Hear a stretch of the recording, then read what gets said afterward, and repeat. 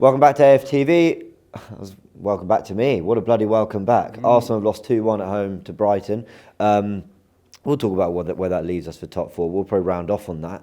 Where did it go wrong today, Turkish? You know, Arsenal were poor, but I don't like using the word blame, but where does it predominantly lie today? Where I always say it lies, James. You know, a lot of people will question Arteta's lineup, so do I. I would have done something different. Would that something different have changed the outcome of the game? Who knows? But I would have done something different. I say it goes back to the same people, the same family. Second fan cam in a row, I'm going to mention them again. It's been a rarity this season because at times it's looked like on the pitch things are getting better.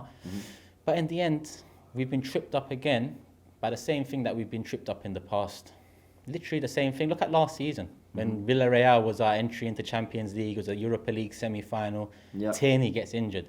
We've got a crisis at the left-back situation, no adequate backup. Xhaka has to fill in there. When Xhaka fills in there, it leaves Partey light in the middle. Thomas Partey light in the middle. So in fact, year on year, it's got worse. Because Tierney's absence, he actually has a backup in Tavares that was bought in the summer. But he wasn't used. Xhaka gets put back there.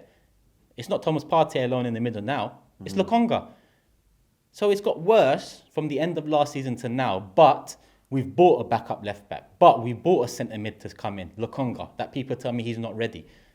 He's 22 years of age. At the end of the day, if he's not ready, then surely more questions have to be asked off the back of that. If Balogun ain't ready, more questions need to be asked off the back of that. It's all good and well being ruthless with players like Oba and then turning a corner, with players like Ozu and turning a corner. But with a player like Matteo Guendouzi, for example, you look at Lokonga's performance today, and I'm sure Guendouzi stepping in would have been better for us on the pitch and as fans hoping that we can beat Brighton. So again, it comes back to off the pitch. And I look at Arteta, I look at Edu, and most importantly, I look at the Cronkies again. How can we be in a similar situation, going for Champions League, and an injury to our left back dismantles the whole dream? Yeah, listen, I completely agree. And the bigger picture, the wider picture will always be the Cronkies, and I admire that you kind of always go back to that because ultimately it's not about losing at Brighton today, it's about the last 15 years. But my question about today is, if we're to look at the Cronkies in this equation, like specifically today, Arteta got his left back, he signed him in the summer.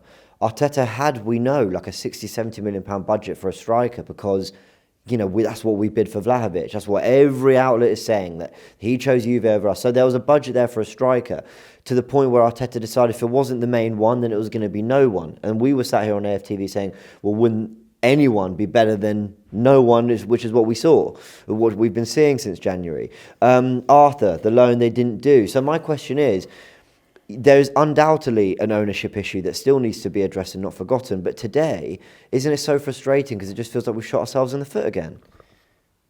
Yeah.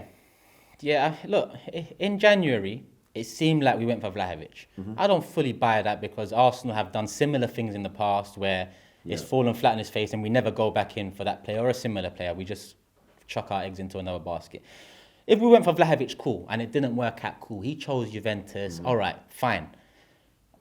Plan B.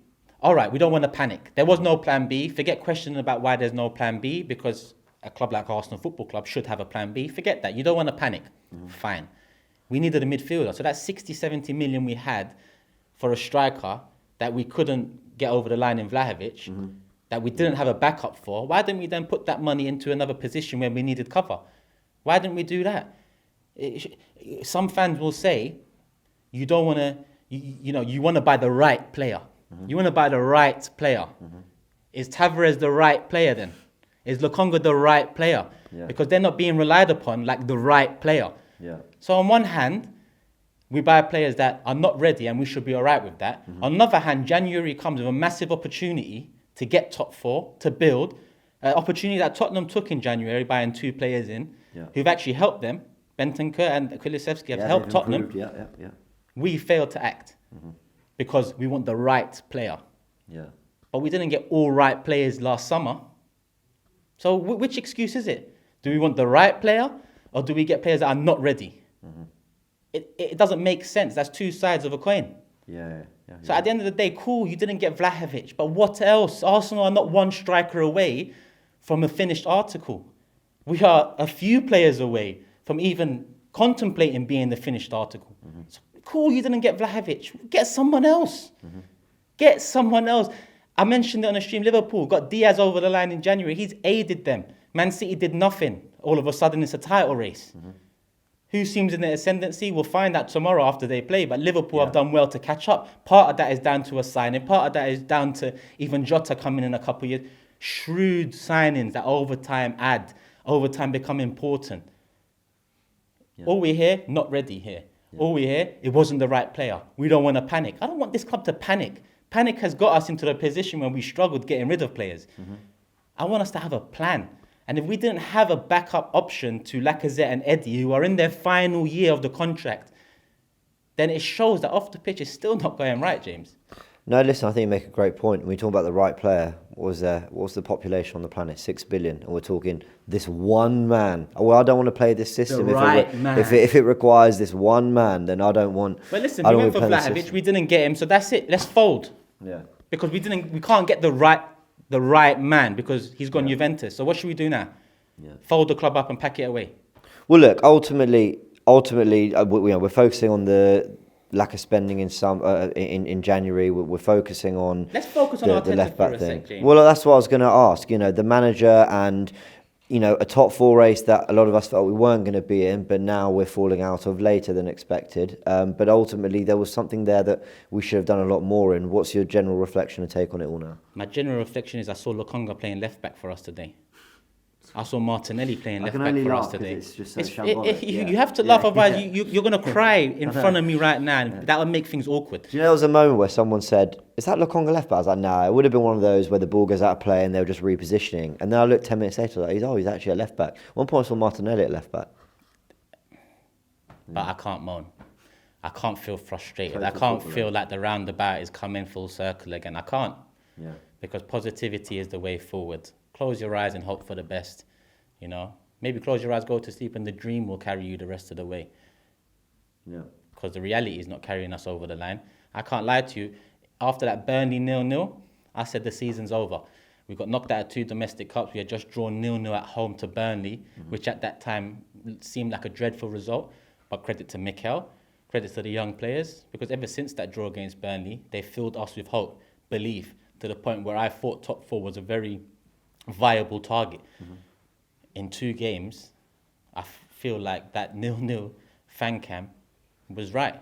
Yeah. The season was over off the back of January, because I look at these games and I look at a lack of depth, and I look at last year against Villarreal and I look at a lack of depth. So good, 150 million spent. Ben White, Ramsdale, great. Tomiyasu's been great when he's been playing, but Tavares, Lokonga, when push comes to shove, the players that have been added for depth,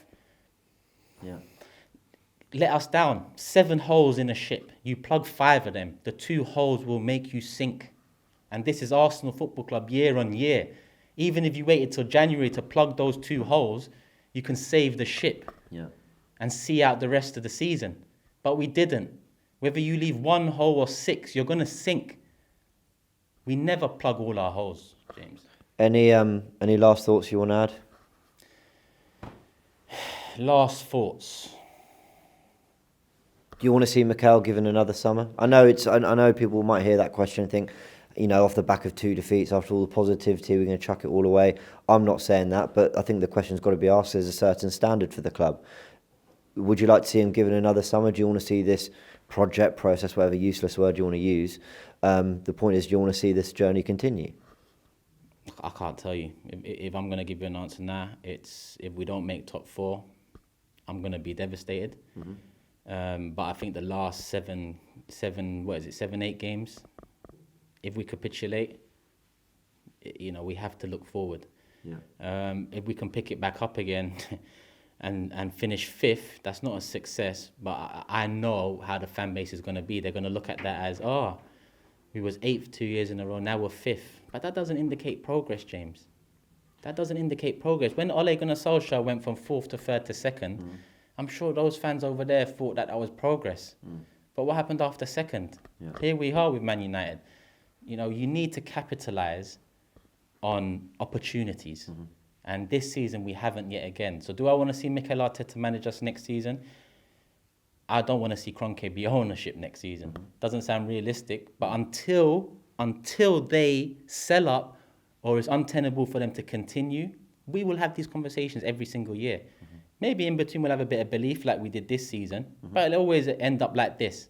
One season might end up with Champions League football, but with the Cronkies in charge, we won't be happy with what happens in the Champions League. So I just can't see past them. I moaned about Wenger, he's gone. I moaned about Emery, he's gone. I've moaned about Arteta, but essentially the one factor that remains consistent amongst all those managers is Stan, Kroenke and KSC. And people are going to say, Turkish, you keep on talking about them too much, and not enough people talk about them. Yeah. I don't want to talk about the Kroenkes all the time. I want the fans to just please, instead of continually looking at the manager, which I understand, just know that the same people that put that manager in place that you hate and you don't like and you think is inexperienced and you can't believe is managing Arsenal Football Club, you're looking at them again to put in a man that all of a sudden you are going to believe in. Yeah. How's that going to happen? They're not going to do it. So we're going to be back to square one every single managerial appointment. Arsenal, decent season in parts. They're a terrible ending. Terrible ending. Palace, Brighton again. It stinks of that Emery season when we missed out on top four. And we haven't learned anything. Yeah, fair enough, guys. Leave your comments in the comment section below. Shop for AFTV merch at shop.aftv.co.uk. Subscribe to us on YouTube. Follow us on Instagram, Facebook, Twitter, TikTok, Snapchat and Twitch. We've got content for every platform, so check it out.